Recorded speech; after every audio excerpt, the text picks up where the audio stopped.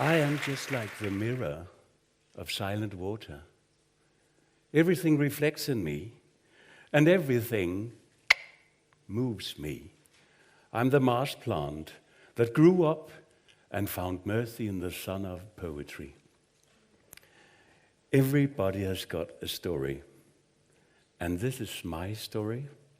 Perhaps it's a fairy tale, and it begins once upon a time. 30 years ago, I was young. I had been fascinated with drama and performing for as long as I could remember. I had some successes too, appearing on television, working my way up, and slowly but surely getting my name known. The life of a showman, an actor, is never easy. It's filled with rejection and disappointment. And I suddenly had my share. But one day, my lucky star must have been shining down on me, because something happened and a fairy tale began. The city of Odense was planning the 1,000-year celebrations in 1988. There was a lot of excitement in that planning. The organizers had big ideas. They said to me, we need to have some events involve lots of people locally. And I thought I could do some theater. As you know, and as you heard, of course, Odense also happens to be the birthplace of the most famous Dane ever, the most and greatest fairy tale writer in the world. Therefore, I asked, is anybody doing anything at all with Hans Christian Andersen? And they said, no. And then I said, I'll take Andersen. And I did. My lucky star had given me a great idea. I had 90 people, boys, girls, grown-ups in this arrangement, and we did a small performance in the narrow streets in the old part of town around the house of Hans Christian Andersen. We did a total theater show showing what happened on the very day in 1819 when Andersen left on his way to Copenhagen to forget about his poor childhood and go to the very top over there. He headed to the Royal Theatre. We had a horse-drawn carriage in this historic play. But then I thought, why don't we show a bit of what it's all about? Why don't we have some fairy tale characters here? Nobody did it before. I found a costume, transformed a little girl into a princess. I gave her a pillow with one single pea upon it. Voila! The Princess and the Pea. Simple? Yes. Fascinating, magical. As this little girl is walking in the streets, the tourists and the locals, they all stop. They all look and they say, wow, this is new. This is interesting. They do take a lot of photos that will go around the world. They stop and they stare. I had brought the fairy tale to life. I wondered, isn't this an interesting way to present these wonderful fairy tales to the public? Nobody ever did. Andersen had the magic to write these brilliant fairy tales, and perhaps I had the magic to bring them to life. And pretty soon, I had a whole cast of characters. An emperor with no clothes, a shepherdess and a chimney sweep, a steadfast tin soldier, Thumbelina, Thumbelina, tiny little thing. Lots of them. Even an ugly duckling. All walking in the old streets, bringing fairy tales to life. I found a young man to dress as Hans Christian Andersen, to present the others. And thanks to my lucky star, large crowds started to gather. Everybody wanted to see this. There was a lot of excitement. Everybody was there. And then one day, the lucky star shined again. I was just about to be cast in a television quiz show, the Danish version of Wheel of Fortune. But my fortune is that it never happened. Because one day, I remember it very clearly. The Andersen show was about to begin, but today was different. The young man who was supposed to be playing the character of Hans Christian Andersen didn't turn up. What could I do? I couldn't stop the show. It has to go on. You know, I had to improvise. And I did. And once again I said, I'll take Andersen. I found his costume, and I managed to squeeze into it. I was a bit bigger than he was.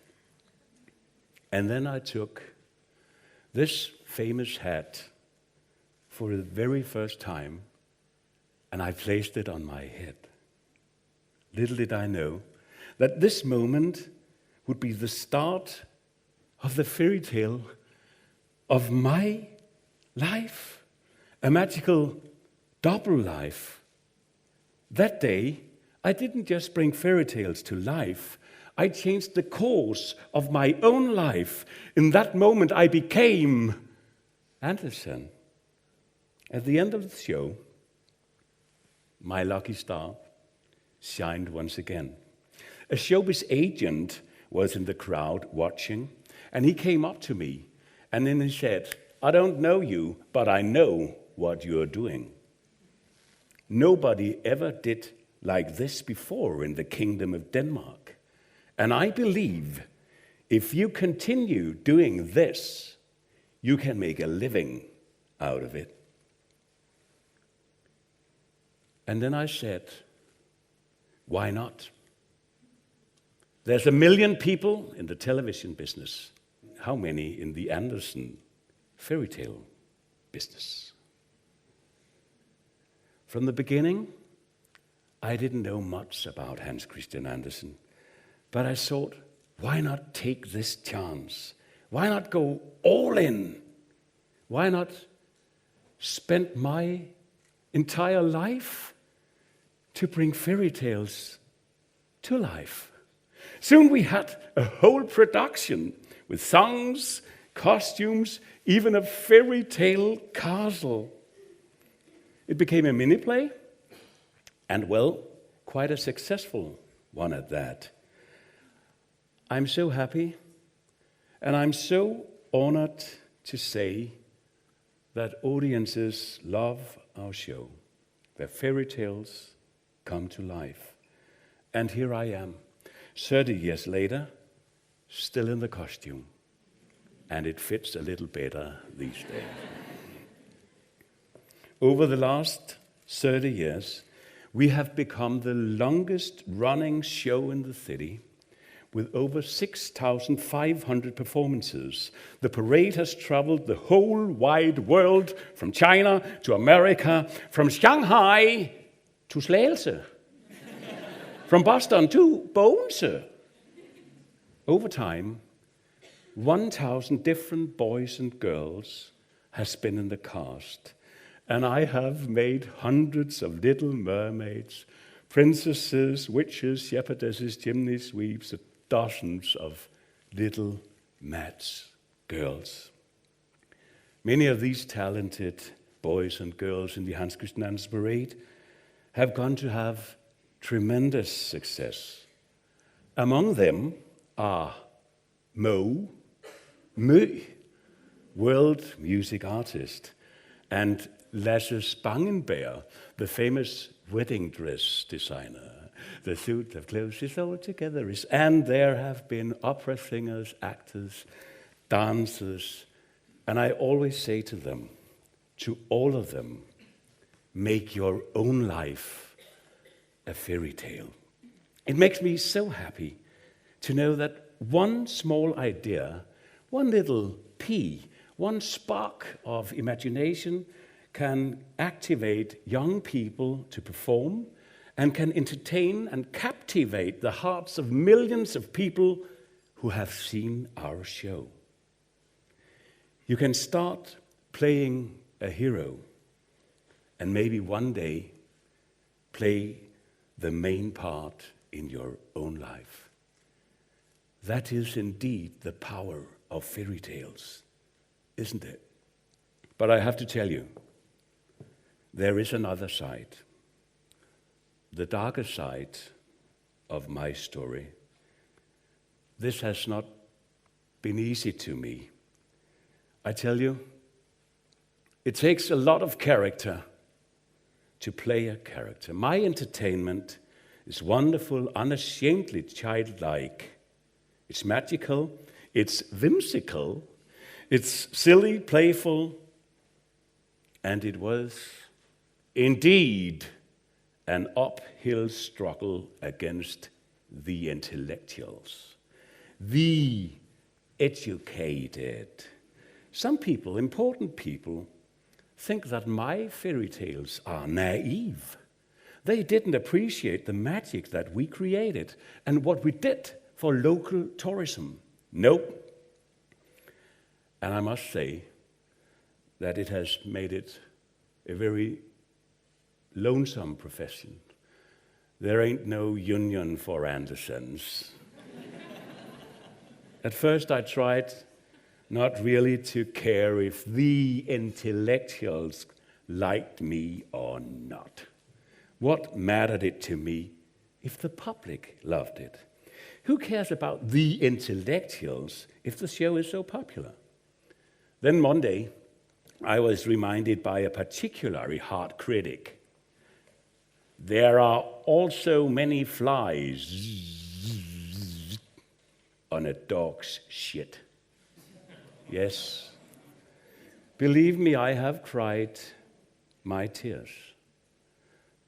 It was a battle because people say that fairy tales are childlike. And I said, yes, they are. That's the whole point, isn't it? I was fighting the so-called system. I just wanted to be accepted. Andersen had the same problem. History repeats itself. As the show became more and more popular in the city, something changed. I stopped being a showman and started to become a public tradition. The audiences expected to see me and my fairy tale characters at public events in the city. But I was still fighting. Some couldn't see that my way was just one way to bring Andersen onto future generations, to make them open this book. Why couldn't we play together? Some of high culture even once said, if you didn't have that public tailwind you have, we would have kicked you out a long time ago. Or what about this one? Why don't you go to Copenhagen? It has been my biggest struggle and perhaps biggest regret that as some people grow older, they lose their childlike appreciation for creativity, imagination, playfulness. I think it's wonderful to open the doors to a naive, colorful, magical world and don't close them. I am the fighter. I am the child. I would rather that they laughed at me than did nothing. Andersen's stories survived, and so did I. The cork from the wine will always pop up. You can't keep it down. And that is what I want to share with you today. Be in contact with the child within you. I don't think you can be too childish. Everybody has got a child inside of them. Every single day has this fairy tale-like story to it, whether it's bad or good. I don't think you can be too childish. It's a very good thing to be. Feel your roots. Be restless. Use your restlessness. And above all, never accept a no. For me, drama means never stop playing. I don't look like Andersen. I play Andersen. To play is to live. And I have loved each and every one of my 6,500 shows. The greatest gift in the world is seeing the audience, the people, because everyone has got a child inside of them. Because you can be educated, academic, and a child with big eyes at the same time. Have the courage to show that to the world. There's been many times I've been standing on a stage as the character of Hans Christian Andersen, but today I stand here, not as a showman, but as myself, for the very first time in 30 years. And I never dreamt of this kind of happiness when I was the ugly duckling. Please, all of you, remember this. If you've got an idea, give it a chance. My naive, childlike little idea has lasted even longer than I could have ever imagined. I have considered to retire, but it's impossible. Every time I do, more people ask me to continue. Perhaps I will be the ugly duckling for the rest of my life. Why should I stop? Who will fill my shoes? Who will take this famous hat? Who among you will be the next one to say, I take Andersen?